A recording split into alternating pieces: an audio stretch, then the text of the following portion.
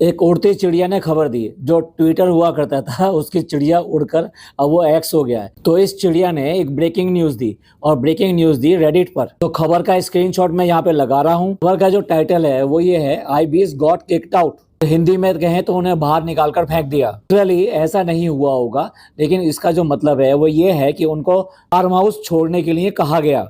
इस न्यूज में भी ये लिखा है कि जो ओनर है फार्म हाउस के, उन्होंने उनको लीव करने के लिए बोला है। भाई ऐसा क्या हो गया कि जो 4 दिन नहीं, कम से कम एक हफ्ते के कपड़े अपने लेकर आए थे, 17-18 बैग लेकर आए थे। चालू के भी कम बैग नहीं थे, उसके भी 7-8 बैग थे। मैडम तो जैसे अपना घर ही बसा लेती हैं जहां भी जाती हैं। तो तीसरे दिन ही वहां से छोड़कर भागना पड़ा। चलिए सारी बात डिटेल में बताएंगे आपको। आज की चर्चा में आपका स्वागत है। जो लोग चैनल पहली बार आए तो प्लीज सब्सक्राइब कर लें और बेल आइकन भी दबा दें, जिससे कि आने वाली वीडियो की इन्फॉर्मेशन आपको टाइम से मिल जाए। आप हमारी इंस्टा आईडी पे भी हिट कर सकते हैं। इंस्टा आईडी नीचे दी हुई है। आईबीज का और भागने का तो एक दूसरे के साथ में ऐसा संबंध है कि वो आज तक भी कायम है। शुरुआत तो भैया इनके पुरखों से हुई थी। इनके अम्मी, इनके पापा, जिस तरह से डब्बा और जनाब ने शादी करी वो भी किसी भागने से कम नहीं थी। लेकिन भाई इनके साथ में ही ऐसा क्यों होता है? मौधा जाते हैं, वहां से इन्हें भागना पड़ता है एक एक करके। वो भी एक साथ नहीं, एक एक करके भागे। और अब अपने वेकेशन के लिए आए तो यहाँ से भी दुम दबा के भागना पड़ा इनको। अब बताइए, फनी को तो इतना जरूरी काम था कि वहां वो अपनी बहन, अपने माँ बाप, इन सबको छोड़ के और अच्छी जगह छोड़ के। पिछले ही व्लॉग में डब्बा ये कह रही थी कि वहां पर इतनी ठंड थी और वहां पर कितना अच्छा लग रहा था। यहाँ पर आके फिर दोबारा से वही ठंड देखने को मिल रही है।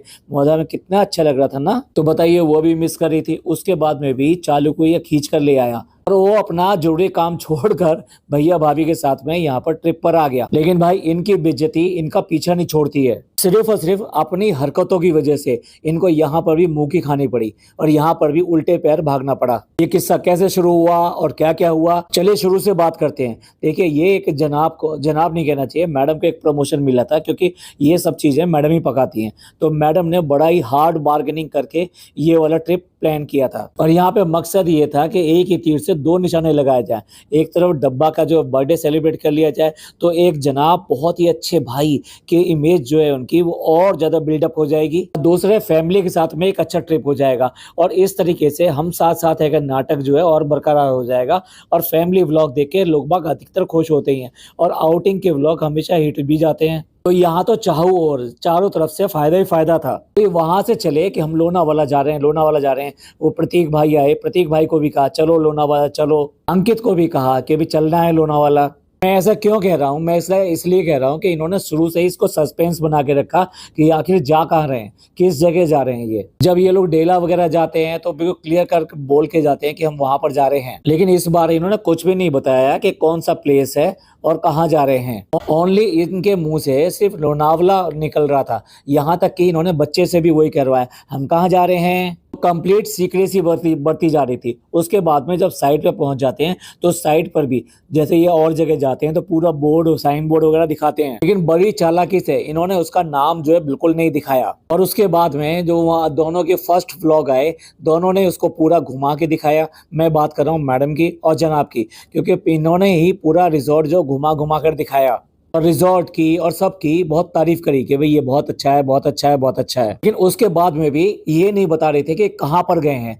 अब क्या होता है कि मैडम ने और जनाब की एक रील बनी और वो रील इन्होंने अपलोड करी इंस्टा पर। इंस्टा की इस रील पे इन्होंने उसको टैग कर दिया, जो इस फार्म हाउस की आईडी थी उसको टैग कर दिया। और उसको टैग करने के बाद में लोगों को पता चल गया कि ये आखिर गए कहाँ हैं और उससे सारी बातें क्लियर होगी। मतलब वहीं से इसकी शुरुआत होती है।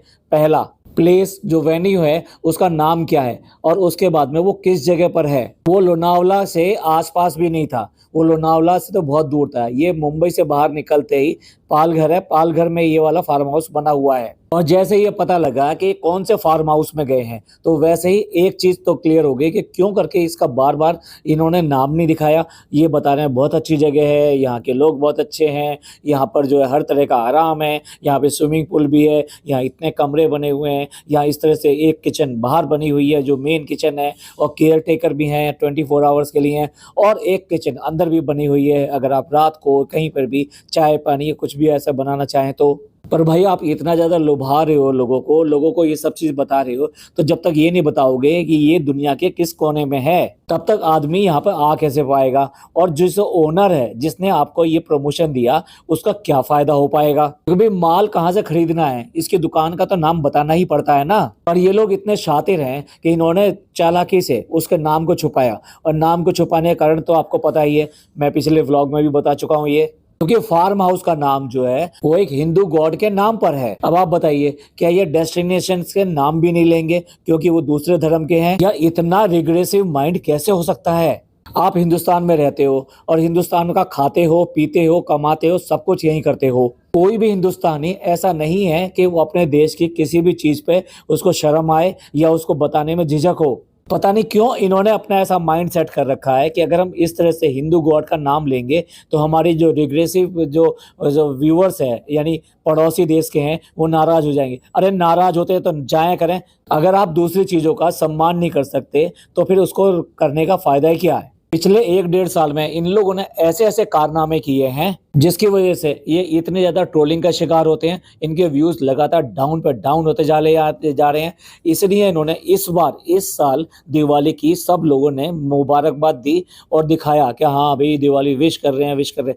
अदरवाइज दिवाली का नाम लेना भी इन लोगों ने बंद कर दिया था। चलिए पीछे के कारणों का बाद में बात करते हैं, पहले असली मुद्दे पे आते हैं। तो जैसे ये आउट हो गया कि भाई ये इस वाले फार्म हाउस में ठहरे हुए हैं और इन्होंने वहां पर जो हरकतें करनी शुरू करी, वैसे ही लोगों ने इसको कैच करना शुरू किया। पहला पॉइंट, इन लोगों ने वहां पर जाके जिस तरह से गंदगी मचाने की कोशिश करी, ये अनहाइजीनिक तो है ही। इन्होंने जिस तरीके से दिखाया, फनी, जिस तरह से चप्पल पहन के ये सब पहनकर वो घुस गया कहाँ पर? स्विमिंग पूल में घुस गया। जो स्विमिंग पूल सब लोगों के लिए होता है, तो आप ऐसा कैसे कर सकते हैं कि चप्पलें और ये सब लेके आप स्विमिंग पूल में इस तरह से कूद जाएं? अव्वल दर्जे का गंवार आदमी है बिल्कुल। ये बंदा एमबीए है ही नहीं, इसका एमबीए जो है मास्टर ऑफ बीबी असिस्टेंट है ये। इसके एमबीए की जो हिंदी होती है वो होती है जोरू का गुलाम। इसके बाद जिस तरह से डब्बा ने वहां पे तोड़फोड़ मचाई, यहाँ पे जो एक लाइट स्टैंड था जो ठीक स्विमिंग पूल के पास में था, पहले तो वो तोड़ा और उसके बाद में पल्ला भी झाड़ लिया। साफ साफ ये कहा कि नहीं ये मैंने नहीं तोड़ा है, ये पहले से ही टूटा हुआ था। तो लोगों की प्यारी इन्फ्लुएंसर जो है तुरंत ही झूठ साबित हो गई। क्योंकि भाई के व्लॉग में जब वो वहां पर दिखा रहे थे कि यहाँ पे स्विमिंग पूल है, तब वहां पे सब कुछ साबित था। वो वाला स्टैंड एकदम खड़ा हुआ था और ये जो लाइट स्टैंड होते हैं ये 4 स्क्रू के ऊपर टाइट थे, यानी कि लाइट का जो फ्लैंज था वो 4 स्क्रू से टाइट किया हुआ था, जो ऐसे हवा के झोंके से नहीं गिर जाएगा। लेकिन हाँ, अगर कोई हाथी झूमता झामता आ जाए तो बात दूसरी है, तब तो वो टूटेगा ही। तो कितने इलिटरेट, कितने डिसऑनेस्ट और अनग्रेटफुल लोग हैं ये। हिंदी में कहें तो अनपढ़, गवार और बेईमान, दोगले और झूठे इंसान हैं। तीसरे, अम्मी ने चाय पी के अपना कप जो है ऐसे ग्राउंड में फेंक दिया। हमने क्या है, ये सड़क का ठेला समझ लिया जहाँ चाट पकौड़ी खा रहे हो। आज की डेट में तो चाट पकौड़ी वालों के लिए भी कंपलसरी होता है कि वो डस्टबिन रखें। और जिसने इतनी ईमानदारी के साथ में इतना सुंदर रिजॉर्ट बनाया है, उसने जगह जगह डस्टबिन भी लगाए होंगे। ऐसा नहीं है कि आप कहीं पे भी आइसक्रीम खाया, चाय पी और ऐसे ही फेंक दिया। तीसरा, अम्मी ने अपने कपड़े जो है, रेलिंग जो होती है, यानी तो स्विमिंग पूल के आसपास रेलिंग लगी हुई थी, उन पे ऐसे कपड़े सुखाए हुए थे। और ये सब इंसिडेंट जो है कि किसी ने कैप्चर करके जो ओनर थे ये उनके पास में भेज दिया। वो भेज ही नहीं दिया बल्कि रेडिट पर भी एक कोलाज बना के डाल दिया कि ऐसे अनसिविलाइज्ड यानी असभ्य लोगों को आप फार्म हाउस में बुलाओगे तो फार्म हाउस का क्या हाल होगा। और ऐसे फार्म हाउस में हम तो जाना बिल्कुल पसंद नहीं करेंगे। अब तो क्योंकि इंस्टा आईडी भी मिल चुकी थी उस फार्म हाउस की, तो लोगों ने उनको कमेंट कर करके ये सब बोला कि भाई जिस तरीके से ये गंदगी मचाई जा रही है, कम से कम आपको देखना तो चाहिए था कि आप किसको बुला रहे हो। ये इन्फ्लुएंसर हैं, ये तो इन्फ्लुएंसर के नाम पे कलंक है और ऐसी जगह तो हम जाना बिल्कुल भी पसंद नहीं करेंगे।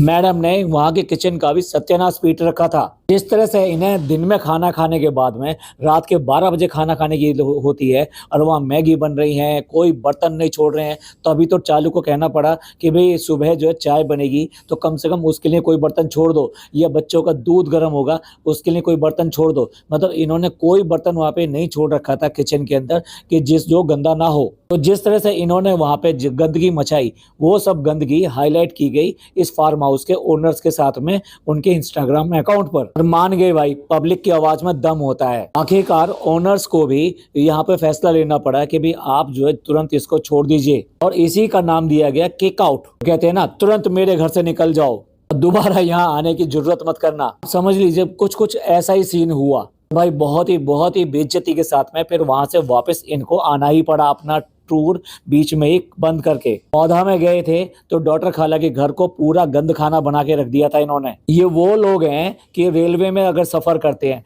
तो सीट के नीचे डायपर फेंकते हैं, जबकि रेलवे में भी डस्टबिन का इंतजाम होता है। देखने वाली बात यह है कि अगर डस्टबिन का इंतजाम नहीं भी है तो एक अच्छे सिटीजन होने के नाते आपको उसको रैप करके कहीं ऐसी जगह डालना पड़ेगा जो उसके लिए सही जगह हो। और यही वजह थी कि मैडम जब इस बार ट्रेन का सफर किया तो वो डायपर बैग दिखा रही थी, और उस डायपर बैग को बड़ा फोकस किया इन्होंने कि डायपर बैग भी इस बार लेकर आए हैं, तो वो इस तरह से नीचे नीचे नहीं फेंकेंगे इस बार। ये कोई एक किस्सा नहीं है। जब चालू के घर पर निदा आई थी तो तब भी एक जो डायपर वहां पे पड़ा हुआ था डाइनिंग टेबल के नीचे। और ये कोई हम गलत बात नहीं कर रहे हैं, हमारे पुराने व्लॉग्स देख लीजिए, इन सबके हमने स्क्रीनशॉट डाले हुए हैं। मैडम ने जब भोपाल गई थी और भोपाल के सो कॉल्ड 5 स्टार होटल में जिस टेबल के ऊपर ये लोग अपना ब्रेकफास्ट कर रहे थे, उस टेबल के नीचे भी एक डायपर पड़ा हुआ था।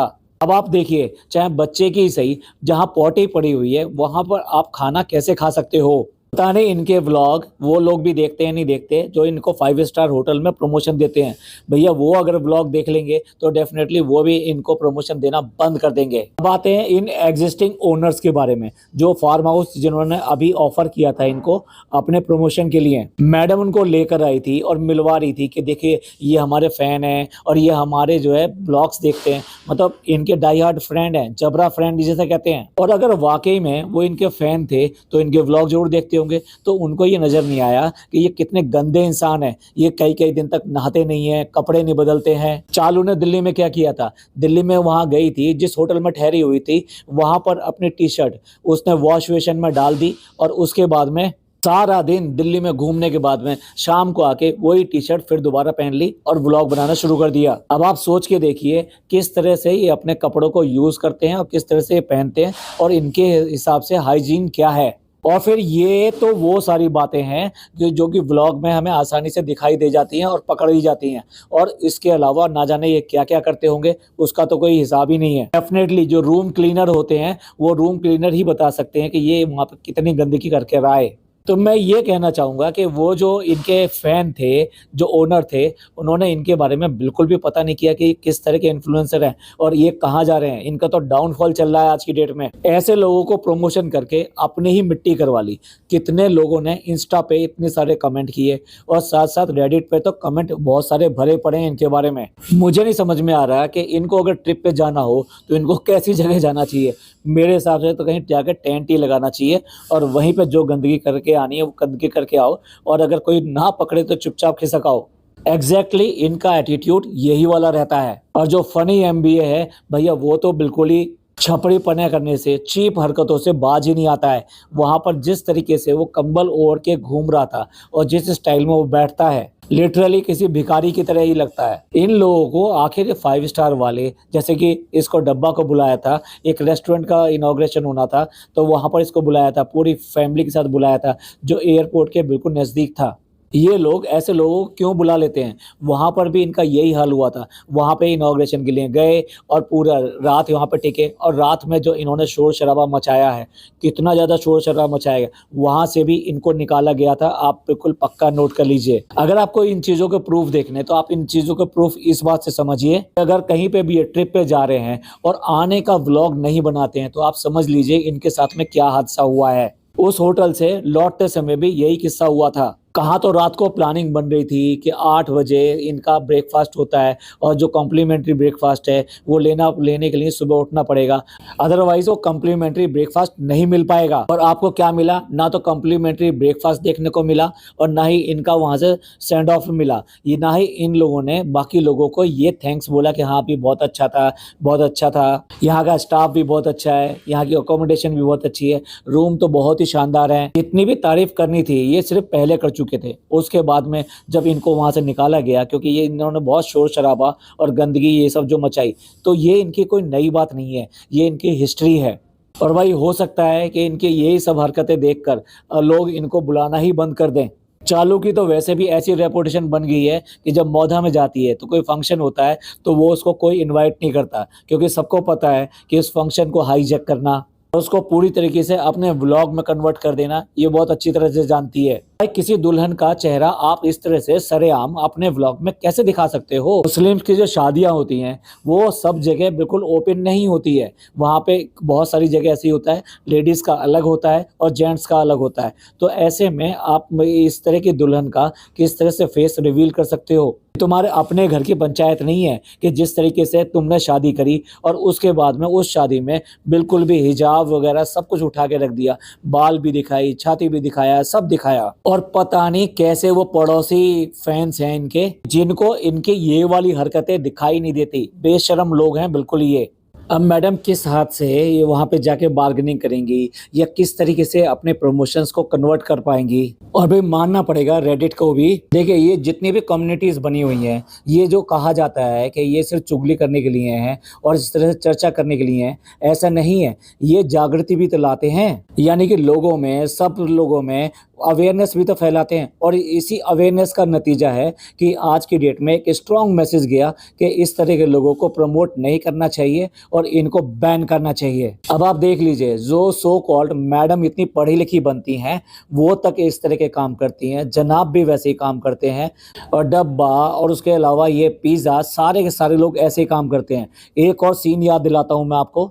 जब लास्ट ईयर ये लोग डेला गए थे, यानी कि ये सारे लोग नहीं गए थे, ये डब्बा ही लेके गई थी सिर्फ और सिर्फ अपनी फैमिली को, यानी मम्मी पापा के साथ में। उस टाइम चालू जो शूट कर रही थी और पीछे पिज़्ज़ा जो है डायपर बदल रही थी बच्चे का, और वो भी कहाँ पर बदल रही थी?